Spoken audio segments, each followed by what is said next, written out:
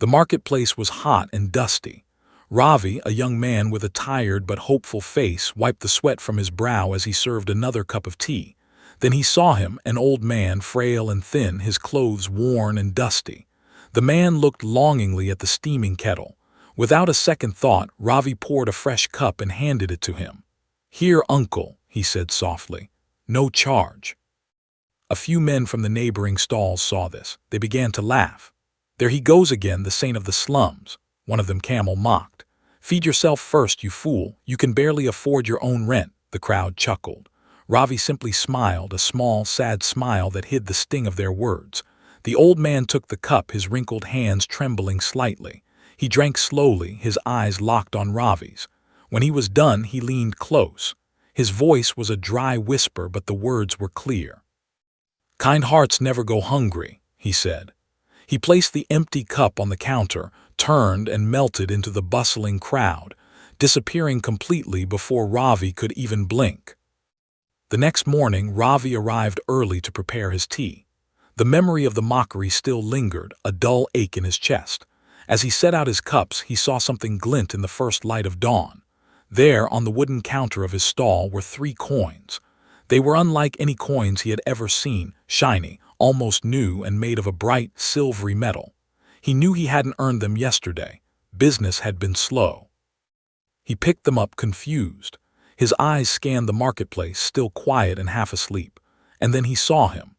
The same old man was standing at the far end of the square, partially hidden in the shadow of a building. He was watching Ravi. When their eyes met, the old man gave a single, slow nod, as if to say, "Yes, they are for you." A shiver, not of fear but of wonder, ran down Ravi's spine. He raised a hand to call out, to thank him, to ask a question. But in the split second it took to do so, the shadow where the man stood was empty. He had vanished again, leaving only the mystery of the coins behind. The mystery of the coins was short-lived. Later that day, Camel, the vendor who sold fried snacks next to him, noticed the new coins in Ravi's cash box. "What's this?" Camel sneered, picking one up. "Playing with fake money now. I told you, you're cursed, boy. Poor people like us don't get miracles. You attract trouble." His words were like poison, and they seeped into Ravi's doubts. That night Ravi's sleep was restless. He dreamed of voices, not loud but soft and persistent, like a gentle wind. They whispered the same phrase over and over, "Keep giving, keep giving." He tossed and turned, the words echoing in his mind. He woke up with a start, his heart pounding. The room was dark, but a sliver of moonlight fell through his small window. Something had woken him. He crept to the door of his small shack, which also served as his stall at night. He peered through a crack. There, standing motionless in the moonlight, was a dark, human-shaped shadow. It was just standing there, watching his home. Ravi's breath caught in his throat. He was frozen, caught between fear and a strange curiosity. The shadow didn't move. Gathering all his courage, Ravi slowly pushed the door open. The figure stepped forward into the dim light. It was the old man. He was soaked from a rain that had just ended, his thin clothes clinging to his frame. He looked even more fragile than before. In his hands he held a small cloth bundle. Without a word, the old man stepped forward and placed the bundle on Ravi's doorstep. His eyes, deep and ancient, held Ravi's for a long moment. They were filled with a profound sadness, but also a glimmer of hope. Then he turned and began to walk away, his footsteps silent on the wet ground. Ravi looked down at the bundle, then back up to call after the man. But the narrow, muddy lane was empty. The old man was gone, as if he had been a ghost. All that remained was the sodden bundle, waiting to be opened. With trembling hands, Ravi brought the bundle inside and unwrapped it under the light of a small oil lamp. Inside, he found 2 objects. One was a small, leather-bound notebook, its cover worn and torn at the edges. The other was a pocket watch, old and tarnished, with a crack across its glass face. It looked broken, forgotten. His heart pounding with curiosity, Ravi opened the notebook first. The pages were filled with delicate sketches, drawn in fine charcoal. He saw drawings of the marketplace, his own tea stall, and portraits of people from the village. But as he turned the pages, his confusion grew. The dates scribbled next to the drawings were from decades ago, from a time before he was even born. How was this possible? He flipped to the very last page. His blood ran cold. There was a sketch of a young man serving tea. It was a perfect, detailed drawing of him, of Ravi. Beneath the portrait, in the same elegant handwriting, was a message. He will serve tea to the forgotten and change everything. The book fell from his hands. The old man hadn't just been a stranger. He had been waiting for him. Word of the strange coins and the old man's visit spread through the marketplace like wildfire. The story twisted with each telling. Some said Ravi was being watched by ghosts of the past. Others whispered he had made a deal with a dark spirit for wealth. The friendly nods he used to receive were now replaced with suspicious glances and mothers pulling their children away from his stall. His earnings, which had briefly flickered with hope, dropped sharply. People began to avoid him, crossing the street to not walk past his stall. One afternoon, as Ravi stared at his nearly empty cash box, a stranger approached. The man was dressed in a fine, clean suit, a stark contrast to the dusty market. He sat on the stool and ordered a simple chai. He didn't speak, just watched Ravi with calm, observing eyes. When he finished, he paid with a normal coin, but as he stood to leave, he slipped a small, white business card onto the counter. It was thick, expensive paper. It had no name, no phone number. It bore only 3 words, printed in elegant black letters: The Light Foundation. The pressure mounted. A week passed and Ravi's savings were almost gone. Camel saw his struggle. He came over one evening, his voice uncharacteristically low and serious.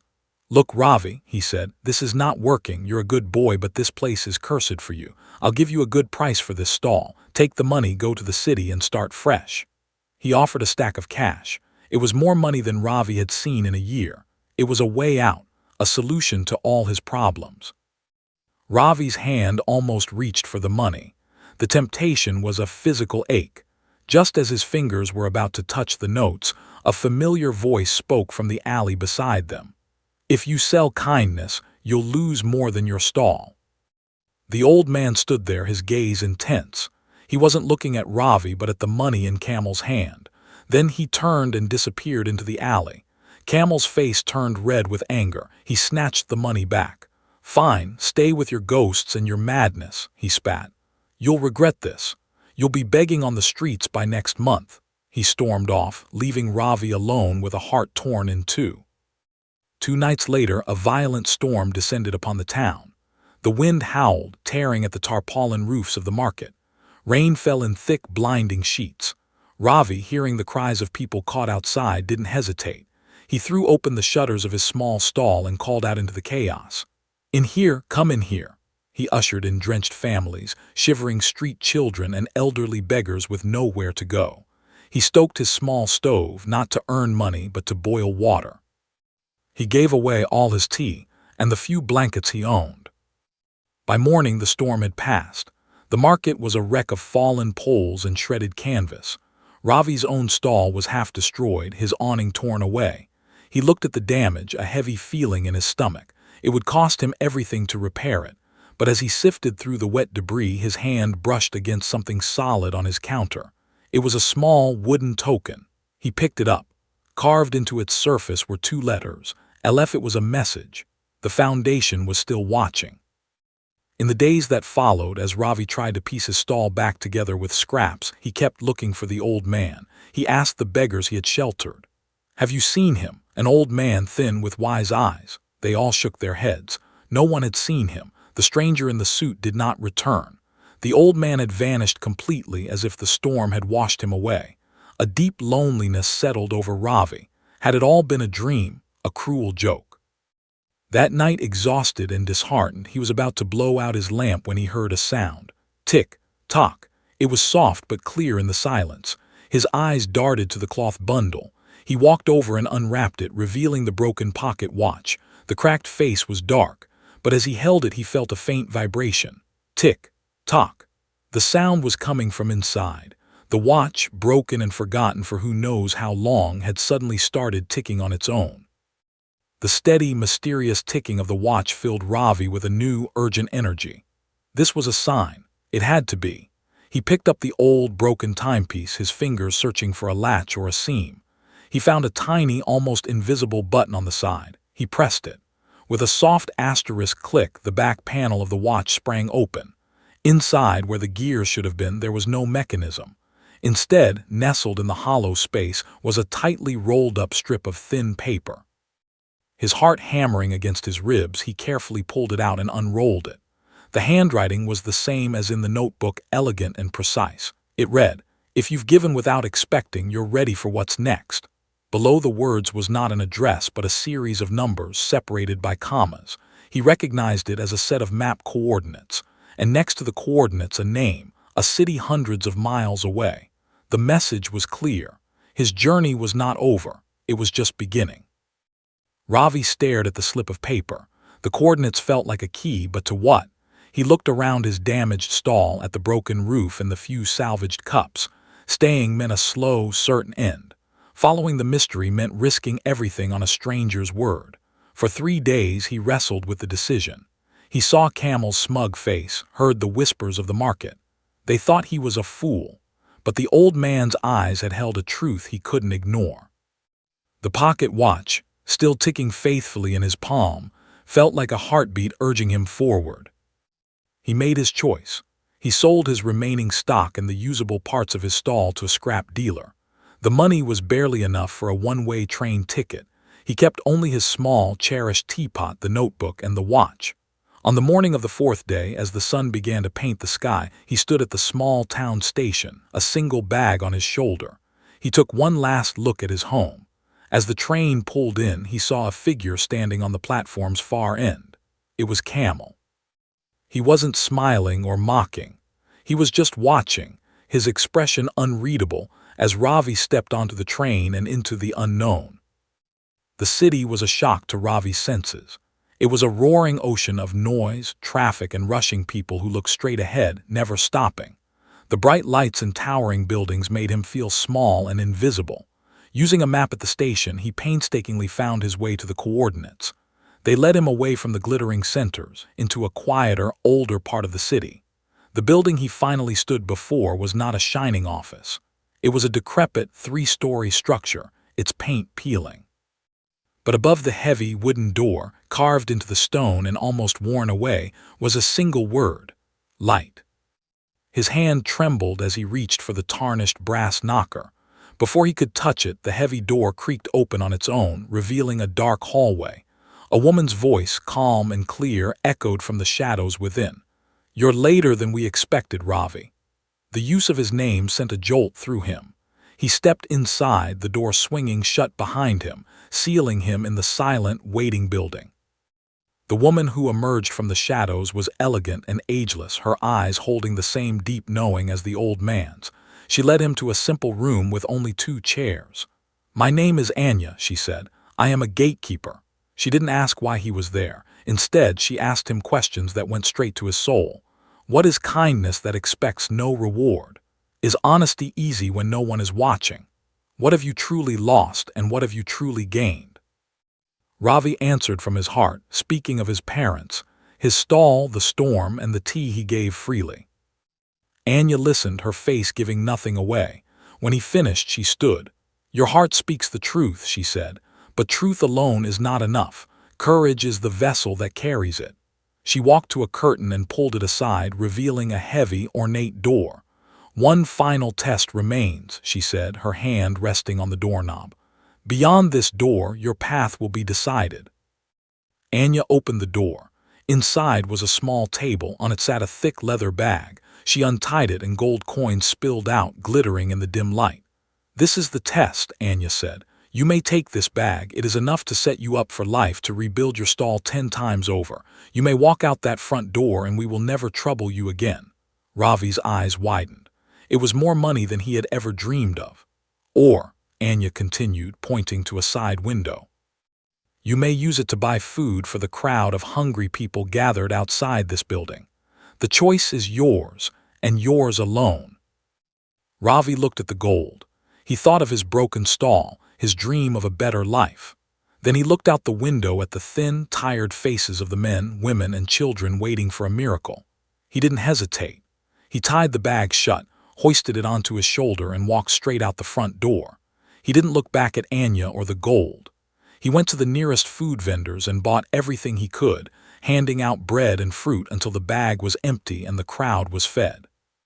When the last piece of bread was given, Ravi felt a deep peace. He had made the right choice. He turned to go back to the building to tell Anya he was ready for whatever came next, but he stopped, his heart lurching. The building was gone. In its place was a vacant, overgrown lot as if the structure had been demolished decades ago. He stood there, utterly lost and confused. Had it all been an illusion? Just then a piece of paper caught by the wind fluttered down and landed on his shoe. He bent to pick it up. It was a crisp white card. On it in the same elegant print was a message, "Trust the light at dawn." As he read it, he noticed a small, grubby-faced child watching him from across the street. The child was holding something that glinted in the afternoon sun. It was a coin.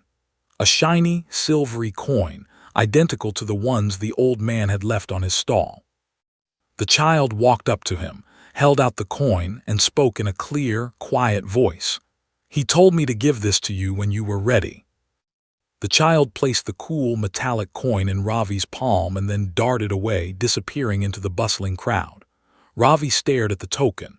It was the same but different. In the light, he could now see tiny, almost microscopic lines etched onto its surface. They weren't random scratches, they formed a pattern like a map. One line pointed down a specific alley. His heart began to race again. This was the next clue. He followed the direction, the coin feeling warm in his hand. The alley led to another, and then to a deserted cobblestone street. At the end stood an abandoned train station, its windows boarded up, its name faded to unreadability. He pushed the rusty gate open. Inside, under layers of dust and grime, were old, faded posters on the walls. He wiped the dust from one. It showed a group of people helping others, and the words were still partially visible. "The Light Foundation, Kindness Rebuilds." This was a place from their past. Suddenly, an old film projector in the corner of the waiting room flickered to life, its beam cutting through the dusty air. And on the dirty wall, a moving image appeared. It was the old man, younger but with the same wise eyes, and he was speaking directly into the camera. The film was grainy, but the old man's voice was strong and clear. "If you are seeing this, you have proven yourself worthy of the truth," he began. He spoke of his life. His name was Aaron, and he had been a billionaire, a titan of industry. He had believed wealth was everything until a great loss left him with nothing but emptiness. He had wandered the streets, a broken, poor stranger, and it was in that poverty he discovered a profound truth. "Wealth without kindness is the greatest poverty of all," he said, his eyes sad. So he sold all he had left and created the Light Foundation, a secret network to find and nurture truly selfless hearts in a selfish world. The video showed brief images of others who had been tested, people who had chosen to help others against their own interest. Then Aaron's face filled the screen again, his expression intense. "Ravi," he said, speaking Ravi's name with purpose, "you have a rare purity. You do not see the cost, only the need." The film began to sputter and fade. Aaron's final words echoed in the dusty silence. "You are the next guardian. You are next." The screen went white.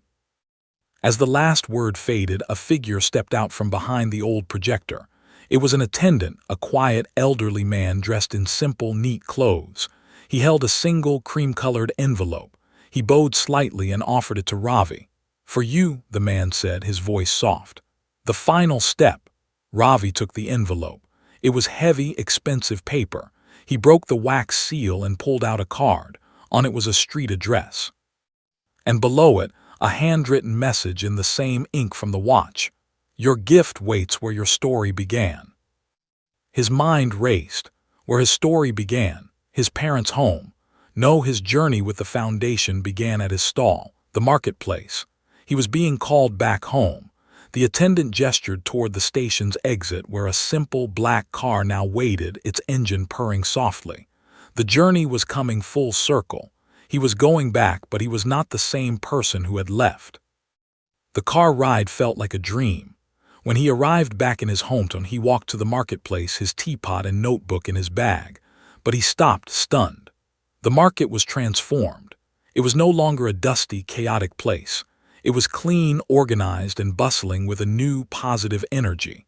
The stalls were new, the paths were paved, and where his small, broken stall once stood, there was now a beautiful, open-air cafe. It had fresh wood, comfortable seating, and a small, glowing sign above it that took his breath away. The sign read, "Ravi's Tea of Light." He stood there unable to move. This was impossible. As he stared, the door to the cafe opened. Anya, the woman from the city, stepped out. She smiled, a warm, genuine smile that reached her eyes. She walked over to him and placed a hand on his shoulder. "Welcome home, Ravi," she said softly. She gestured to the beautiful cafe. "He left it all to you. This is yours."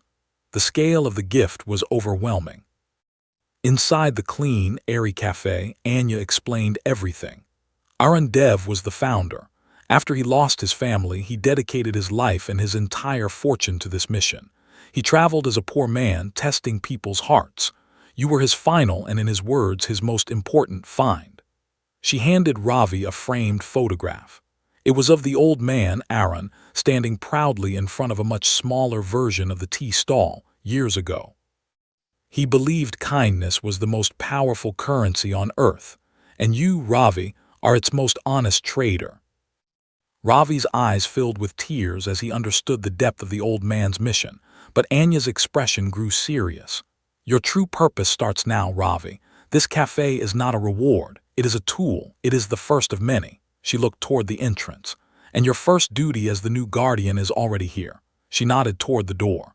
"The Foundations will has one specific condition for your inheritance." Ravi followed her gaze. Standing in the doorway, looking broken, ashamed, and afraid, was Camel.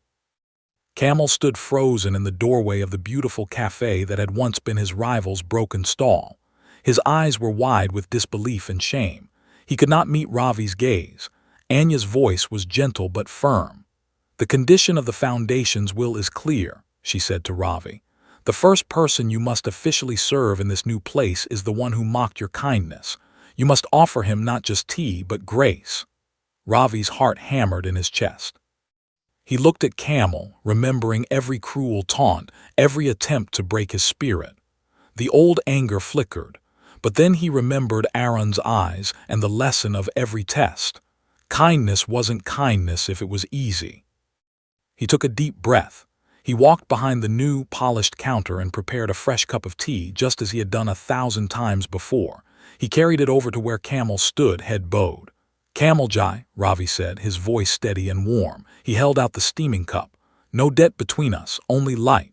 A silence fell over the few villagers who had gathered to watch. Camel's shoulders began to shake.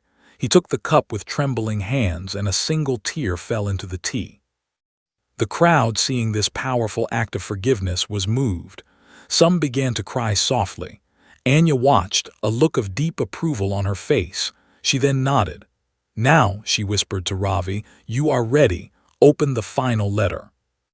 Anya handed Ravi a thick, sealed envelope. His hands trembled as he broke the wax seal, which was stamped with the symbol LF. Inside was a single sheet of parchment. The letter began, "My dear Ravi, if you are reading this, you have shown Camel the grace I knew you possessed. The cafe is yours, but your inheritance is far greater." The letter went on to reveal the old man's true identity. He was not just a wealthy man. He was Arun Dev ***, a name revered across the nation, a legendary philanthropist who had disappeared from public view years ago, presumed dead by many. He had chosen to live his final years as a beggar to find his true successor. The letter explained that the Foundation was a vast, secret network dedicated to anonymous acts of kindness, funded by Arun's entire fortune. At the bottom of the page, a final sentence was written: "The key to your future is in your hands." As Ravi read those words, a small brass key fell from the folded parchment and landed on the counter with a soft clink. He picked it up. It was cold and heavy.